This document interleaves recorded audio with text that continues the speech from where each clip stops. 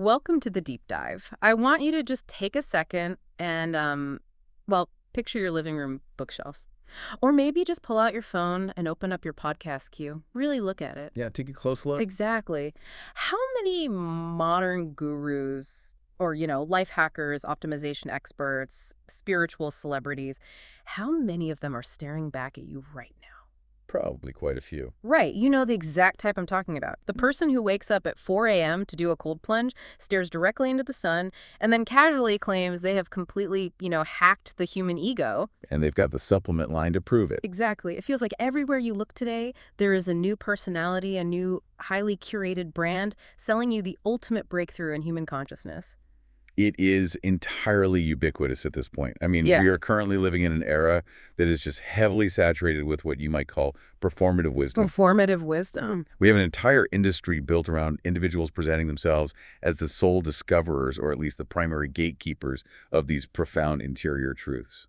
And that brings us to the mission for this deep dive, because what we are going to do today is explore a structural critique of modern intellectual history. A really fascinating one. Yeah. The question we are asking today is essentially this. Are these modern philosophers, these spiritual teachers, these viral life hackers actually discovering entirely new truths about the human mind? Right. Or, and this is the core of it, are they just highly effective marketers who are taking ancient, profound insights, repackaging them into modern scientific or psychological jargon, and then slapping their own personal brand on them? It is a deeply provocative question. And to answer it, we're going to be working through a really rich, honestly incredibly dense collection of texts and historical critiques provided for this deep dive. Yeah, we've got quite the stack today. We do. We have a complex cross-domain map from a document called Demystifying Spirituality and Systems, which connects dots across widely different fields. We have a beautiful, almost poetic text on self-sovereignty called The Internal Flame. That one is really striking. It is. And we also have a series of deep historical analyses regarding the economics of attention in our modern culture.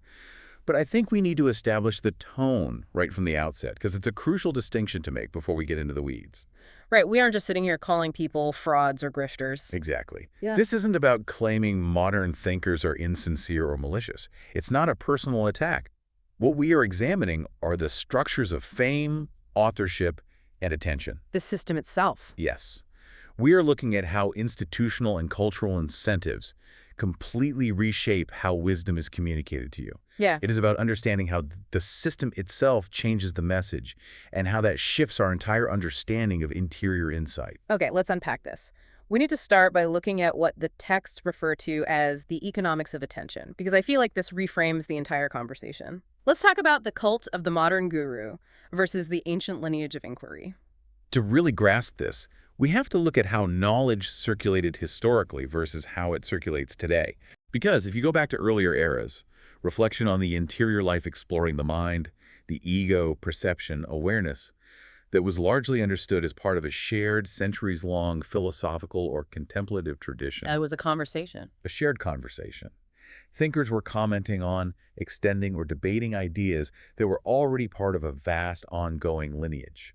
The emphasis was way less on personal ownership of the wisdom and much more on participation in that lineage. So if you were a monk or a philosopher 1,000 years ago, you weren't trying to trademark your specific meditation technique. Precisely. You weren't trying to launch a masterclass.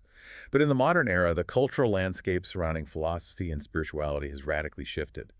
Knowledge is now distributed through publishing houses, massive lecture circuits, media empires, and of course personal branding on social platforms. Which introduces a completely different set of incentives. It completely rewrites the rules. Yeah. The modern landscape inherently rewards individual authorship and novelty claims. When an idea circulates today, it needs a vehicle to carry it through all the noise. It needs a face. Exactly, it needs a face. It becomes attached to a recognizable personality.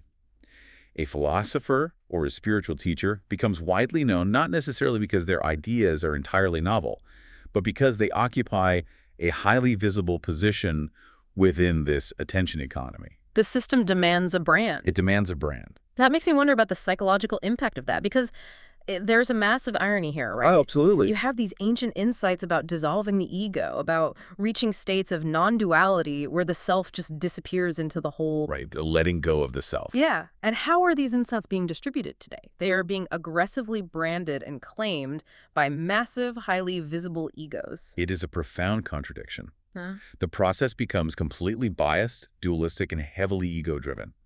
The person presenting the insight receives all the credit for the formulation, rather than the historical lineage that actually birthed the idea over thousands of years. Wow. And this results in what critics in our sources call performative philosophy or performative spirituality. Performative, meaning they are almost playing a character. In a sense, yes. The role of the teacher begins to resemble that of a public figure, a celebrity, presenting their unique perspective, rather than acting as a humble participant in a collective tradition. Right.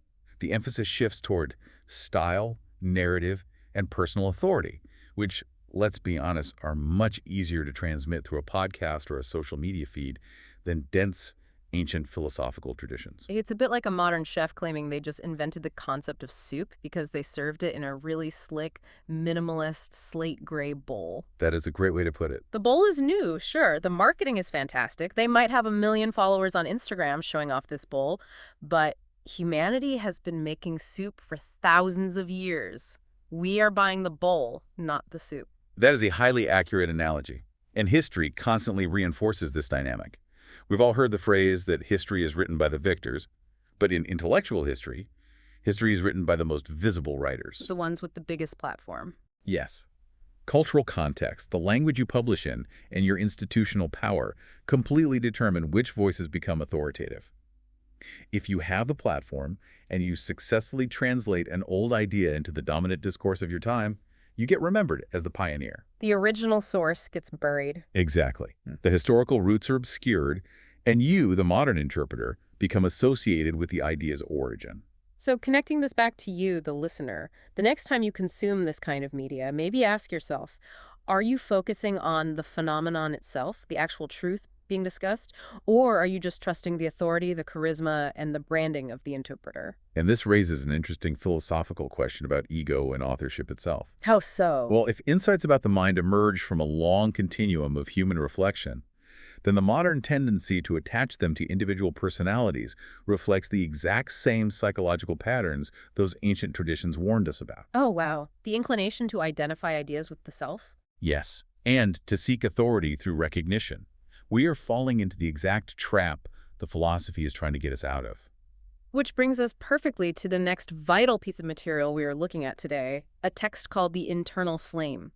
Because if we recognize that the external packaging is often just ego-driven marketing, what is the alternative for someone genuinely looking for insight?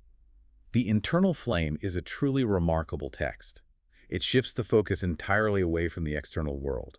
It argues that authentic spirituality, genuine wisdom, is a strictly personal endeavor. It's an inside job. Exactly. Yeah. It absolutely cannot be handed down to you by external authorities, by institutional gatekeepers, or through established doctrines. You cannot buy it from a guru. You can't subscribe to it for $20 a month. You cannot. The central metaphor in the text is incredibly striking.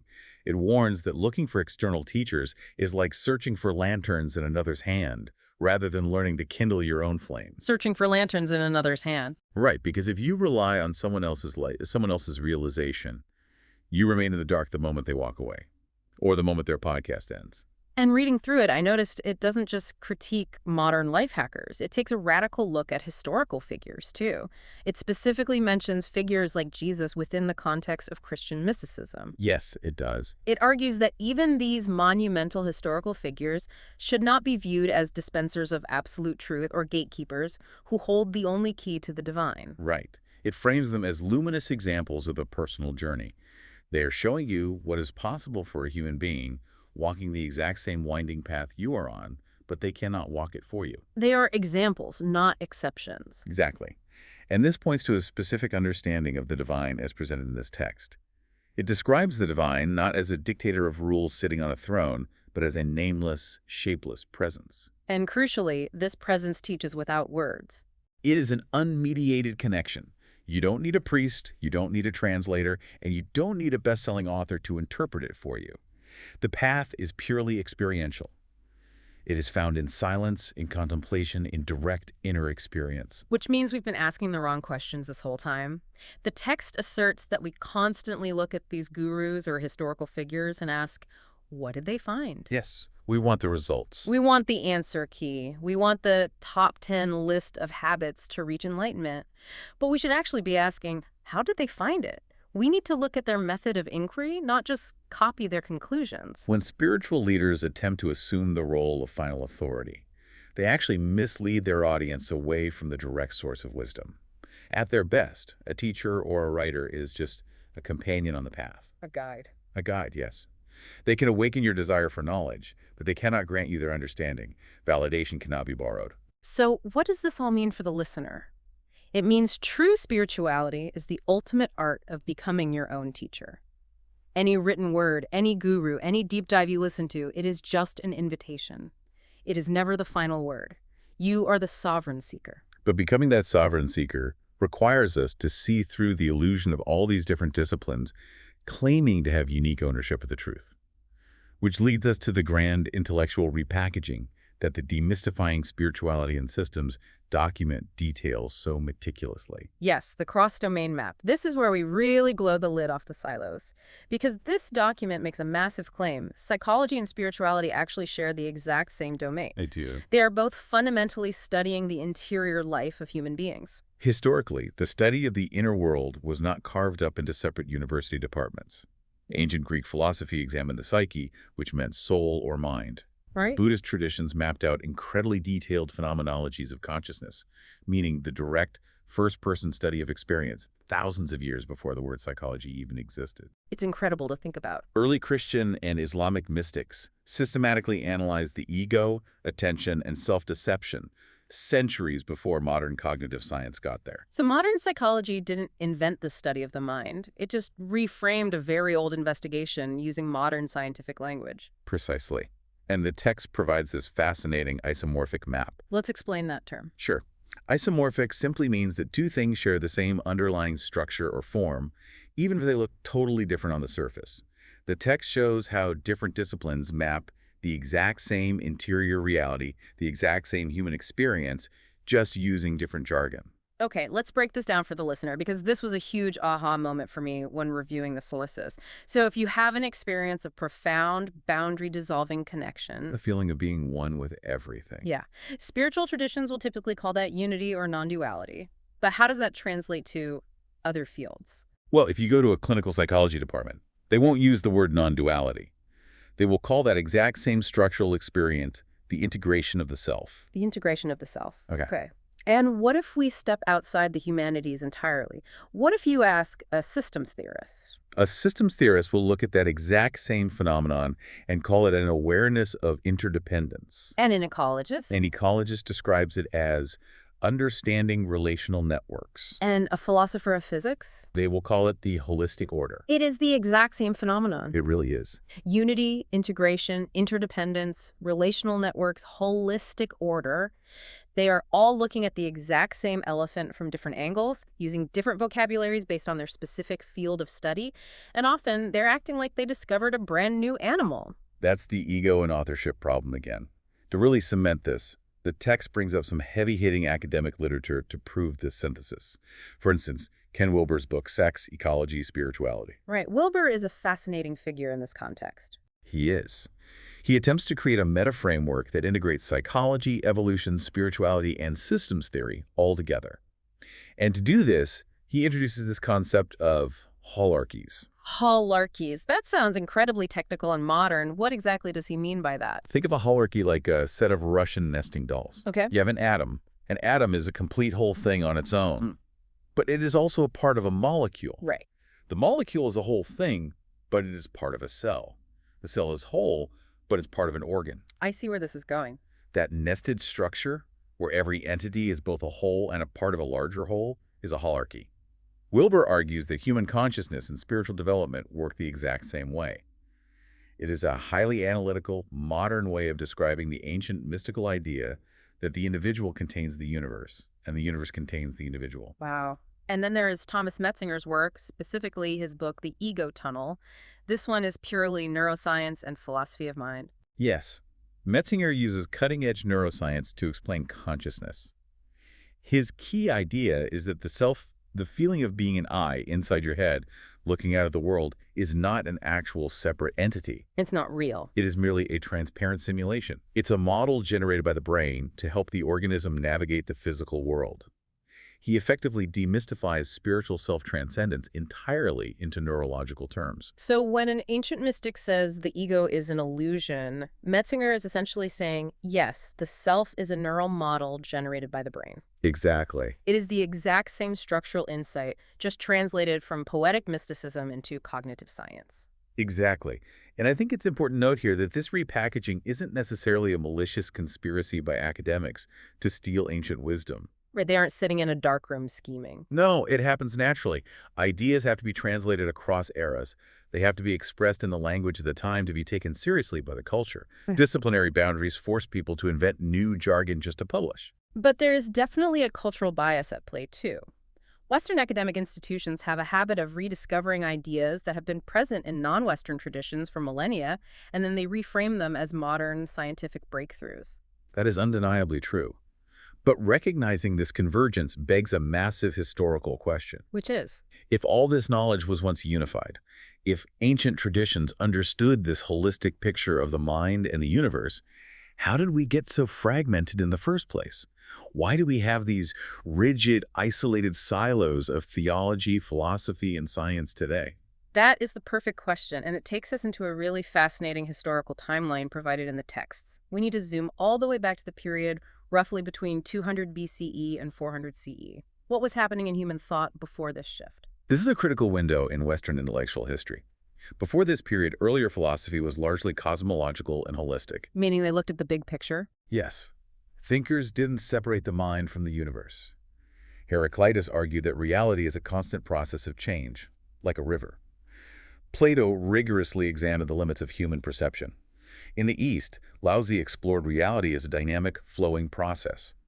Knowledge was treated as an open-ended dialogue. A dialogue, right? It was an ongoing inquiry into how reality as a whole operates. It was fluid, experiential, and highly symbolic. But then that fluidity hardened. It calcified. And the reason why is deeply tied to politics and power.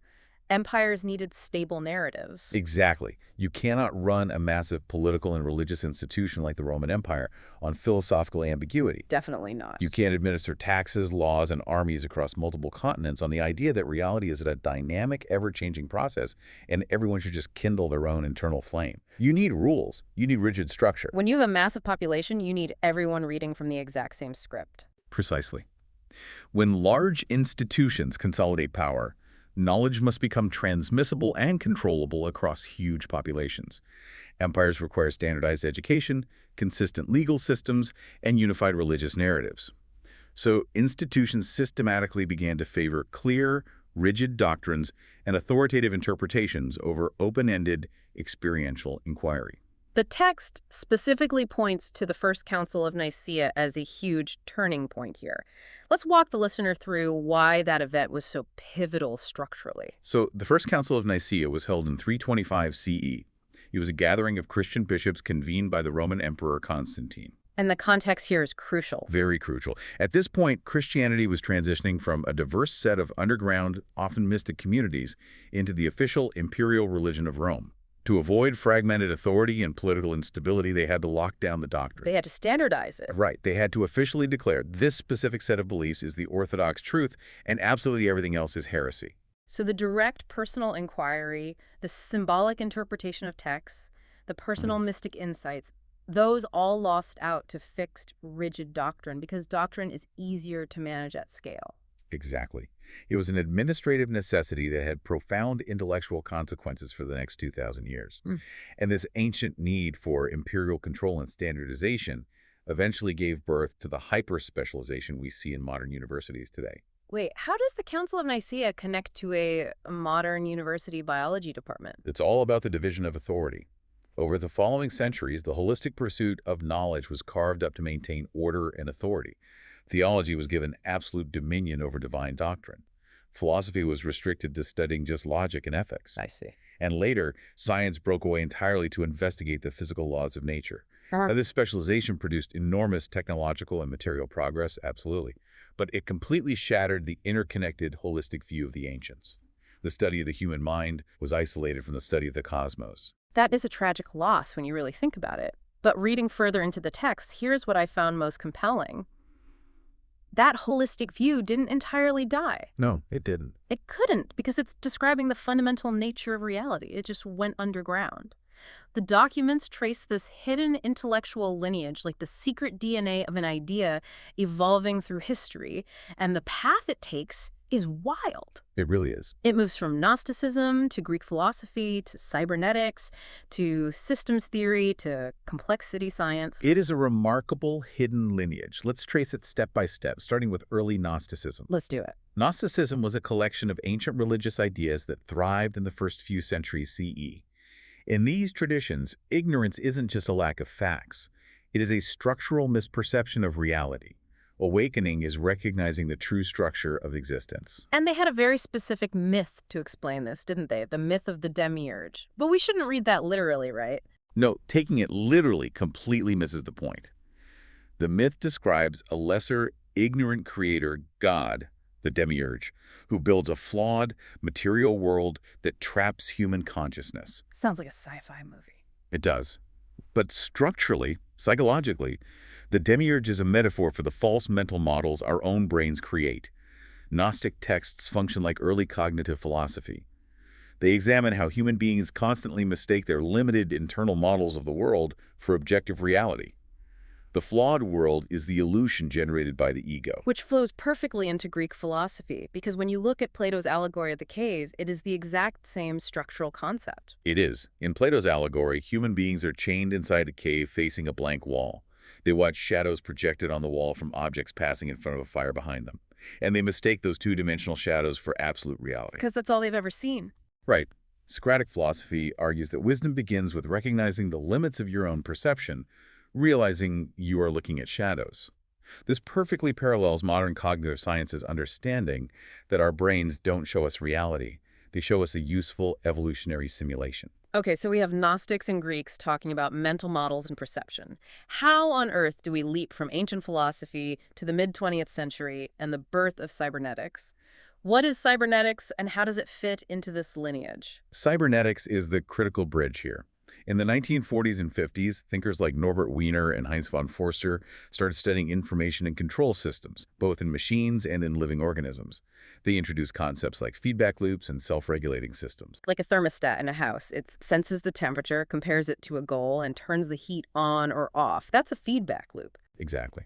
But they applied this concept to biology and cognition.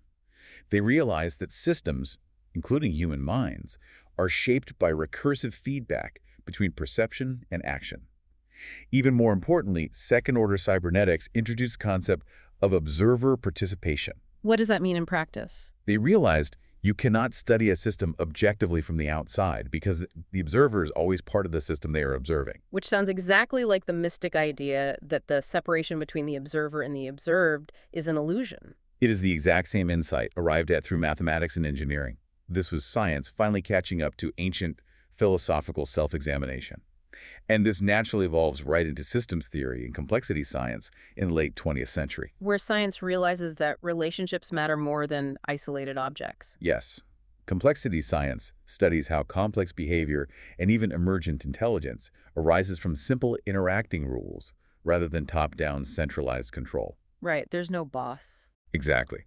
Think of a flock of birds murmuring in the sky, or an ant colony, or the neural networks in your own brain. There is no central dictator telling every part what to do. The intelligence emerges from the relationships. It is the scientific proof of an interconnected, self-organizing reality. And there's a vital bridge figure here who connects all of this, someone the texts highlight heavily, Gregory Bateson. Who was he? Gregory Bateson was a brilliant polymath. He was an anthropologist, a cyberneticist, and a systems thinker. In 1979, he wrote a deeply influential book called Mind and Nature, A Necessary Unity. His radical central claim was that mind is not a substance locked inside your skull. Mind is a property of systems. That concept alone requires a full pause. Mind is a property of systems, meaning ecosystems think, cultures think. Yes.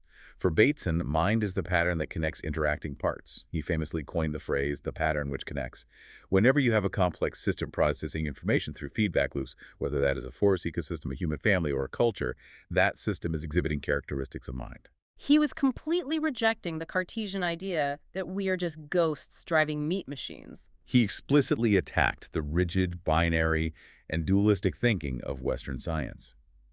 He argued that our fragmentation into isolated disciplines, separating biology from psychology, separating humans from nature, produces fundamentally distorted thinking. It breaks the world apart unnecessarily. Right, and what's fascinating is that Bateson actively studied Buddhist and indigenous traditions. He didn't treat them as quaint, primitive myths. He viewed them as highly advanced alternative epistemologies. Alternative ways of knowing. Yes, ways of knowing the world that already grasped this relational ecological truth long before Western science did. He could look at the symmetry of a crab's body, the structure of a leaf, and the process of human thought, and see the exact same underlying pattern. I want you, the listener, to really consider this for a second. How do you view your own intelligence? When you solve a problem, do you think of your intelligence as a standalone computer locked inside the dark room of your skull? Or, like Bateson argues, is your mind actually a property of the network of relationships you have with your environment, the language you learn, the friends you talk to, the ecosystem you depend on? Are you a standalone object, or are you an interacting node in a massive thinking system? It completely reframes identity. It dissolves the boundaries of the self in a way that is scientifically rigorous but experientially profound. And if you think Bateson was revolutionary in the 20th century, we have to pivot to the East. Because the documents argue that the original system science wasn't born at MIT in the 1950s. It was written thousands of years ago in the form of early Taoist philosophy. Thinkers like Laozi and Zhuangzi were essentially writing modern complexity theory, just in poetic, naturalistic narrative form. This is one of the most compelling translations in the texts. Let's look at classical Taoist concepts and translate them directly into modern scientific terms. Let's start with the most fundamental concept, the Tao. When people hear the Tao, they often think of a god or some mystical energy field. But in classical Taoist thought, the Tao is not a man in the sky. It is not a deity that judges you. The Tao is the underlying self-organizing process of reality. The process itself. Yes. It is the spontaneous order and emergent patterns of the universe. When complexity science studies how weather patterns form or how ecosystems produce intricate order without any central control, they are studying exactly what the ancient Taoists described as the Tao. What about yin and yang? We see that symbol on t-shirts and coffee mugs everywhere. In the West, it is usually thought of as just good and evil, or a static, rigid dualism, light versus dark. That is a severe misunderstanding of the concept. Yin and yang do not represent a static opposition at all. In Taoism, yin and yang represent continuous transformation between complementary states. They flow into each other. Exactly. Notice that in the symbol, each side contains the seed, the dot, of the other. Imbalance in the system naturally generates corrective movement, and stability only emerges through dynamic, continuous interaction. In the language of cybernetics, yin and yang are dynamic feedback loops. It is reciprocal adjustment. And then there's the concept of wu-wei. This is a big one. It is often translated literally as non-action, which makes it sound like the ultimate philosophy for just being lazy and doing nothing. Far from it. The deeper structural meaning of wu-wei is acting in accordance with the dynamics of a system rather than forcing it. Think about swimming in a river. Pushing aggressively against the current exhausts your energy and gets you nowhere. You just drown. Right. Steering with the current, finding the natural flow, requires minimal effort but produces maximum movement. In modern systems language, wu-wei is system-aligned optimization. It is understanding how a complex system naturally flows and lining your actions with that flow, rather than imposing rigid top-down control that disrupts the system. There is this incredible story in the texts from the Taoist philosopher Zhuangzi, the famous butterfly dream. I think it perfectly encapsulates this system's view of reality. He dreams he is a butterfly, fluttering around, completely happy and unaware of Zhuangzi. Then he wakes up, and he doesn't know if he was a man dreaming he was a butterfly, or if he is now a butterfly dreaming he is a man. It sounds like a fun, poetic riddle, but the systemic insight buried in that story is profound. It highlights that identity, reality, and perception depend entirely on the observer's position within the system. It's all relative to the observer. Yes, reality constantly shifts depending on context. Modern systems theory and quantum mechanics both recognize this exact principle. The behavior of a system changes depending on the observer, And that ties directly to the very first line of the Tao Te Ching, which states, "The Tao that can be spoken is not the eternal Tao." which perfectly maps to the core realization of modern cognitive science. Any model we create of reality is not reality itself. The map is not the territory. The menu is not the meal. The word water will not quench your thirst. The map is not the territory. So where does this leave us?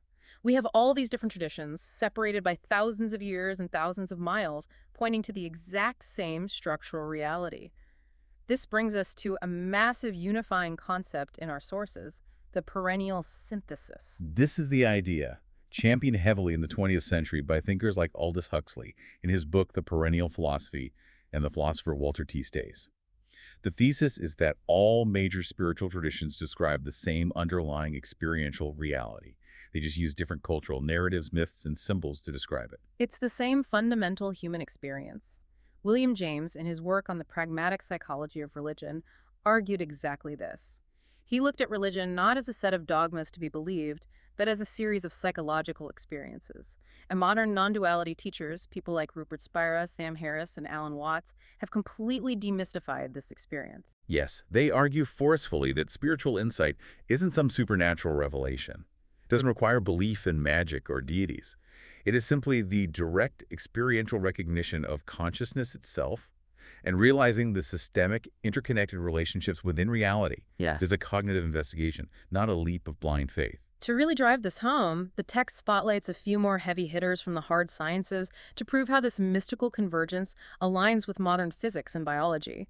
Let's look at David Bohm, the renowned quantum physicist. David Bohm's work is incredibly relevant here. He wrote a book called Wholeness and the Implicate Order. He proposed that reality has two levels.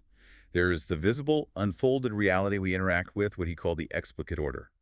But beneath that is a deeper, folded, undivided wholeness, the implicate order. And to explain this, Bohm used a brilliant analogy. Imagine a cylinder with a smaller cylinder inside it, and the space between them is filled with thick, clear glycerin. You put a single drop of black ink into the glycerin. If you turn the inner cylinder, the ink drop gets stretched and smeared until it becomes completely invisible. It is folded into the glycerin. That is the implicate order. But if you turn the cylinder backward, the ink drop miraculously gathers back together and reappears. It becomes explicate. Bohm argued that the entire universe operates this way. Particles aren't separate things. They are temporary unfoldings of a deeper, unified whole. Many interpret mystical experiences simply as the direct first-person perception of Bohm's implicate order. Then you have Ilya Prigogine, who won the Nobel Prize for his work in thermodynamics. Prigogine's book, Order Out of Chaos, showed mathematically how complex order emerges from dynamic instability. He proved that reality is fundamentally creative, evolving, and process-oriented. And we can add Fritjof Capra's The Systems view of life to this list, arguing definitively that life must be understood as networks of relationships, not as collections of isolated objects. So, across all these domains, clinical psychology, systems theory, quantum physics, thermodynamics, ancient Taoism, early Christian mysticism, the exact same structural reality appears. Reality is relational, process-based, and emergent. Spiritual realization is just direct experiential insight into the structure of that reality. That is the ultimate synthesis. So as someone listening to all this, the obvious question is, why on earth are these connections missed?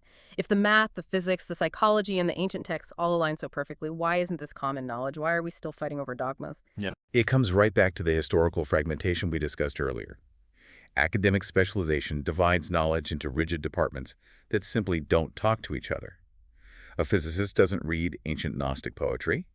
A theologian doesn't study cybernetic feedback loops. Furthermore, there are massive language shifts. Ancient traditions use metaphor, myth, and poetry, while modern science uses mathematics and highly technical vocabulary. It's hard to see that they're describing the same thing. And we can't ignore the intense Western historical bias that actively overlooks or dismisses ancient and indigenous insights as primitive. Exactly. But beneath all the disciplinary boundaries and the shifting jargon, the fundamental truth remains. The human brain hasn't evolved significantly in tens of thousands of years. We are just using new tools to answer the exact same question. Which is, how does a complex system understand itself and the world it inhabits? Precisely. The Gnostics explored it through complex mythologies of creators and illusions. The Greeks explored it through Socratic dialectic and logic. The cyberneticists explored it through information theory and circuitry. The Taoists explored it through poetry and observing nature. Complexity science explores it through mathematics and computer modeling. But the root inquiry is identical. Okay, we have covered a truly massive amount of ground today. Let's summarize this journey for the listener because there are a lot of threads to pull together. We started by looking at the ego-driven branding of modern celebrity philosophers and life hackers. We examined the economics of attention that reward them for slapping their own names on ancient ideas, turning the dissolution of the ego into a highly profitable brand. From there, we traced how massive institutions, specifically the Roman Empire around the time of the Council of Nicaea, intentionally fragmented our holistic understanding. They replaced open-ended philosophical inquiry with rigid, standardized doctrines to maintain political control, eventually creating the siloed university departments we have today. And then we followed the hidden, unified lineage of thought, the secret DNA of reality. We tracked it from Gnostics seeing through the false mental models of the demiurge, to Taoists describing self-organizing feedback loops as yin and yang, all the way to modern systems theorists and quantum physicists proving mathematically that reality is relational and interconnected. And the overarching takeaway, returning to the wisdom of the internal flame, is that you do not need a branded guru to access this understanding. You don't need a gatekeeper. The knowledge is perennial. The path is an unmediated internal discovery. You yourself are a complex system deeply capable of understanding itself. You are the sovereign seeker, and I want to leave you, the listener, with one final provocative thought to mull over as you go about your day. The materials we explored today argued powerfully that human cognition hasn't changed. We continually repackage these same holistic insights about systems, ego, and awareness into whatever the dominant language of the era happens to be, whether that's myth, theology, or science. Well, we are now moving incredibly fast into the era of artificial intelligence, and AI is literally a complex, self-organizing, relational system. So the question is, will AI simply become our next heavily branded guru, generating new layers of jargon to repackage these exact same isomorphic patterns of consciousness back to us for a subscription fee? Or will AI, as an intelligent system itself, eventually look at its own architecture and discover the ancient truth that the model of reality is not reality itself? A truly fascinating question to leave them with. Think about that the next time you open an app and ask a machine for the answers to the universe. Thanks for diving deep with us today. Keep kindling that internal flame.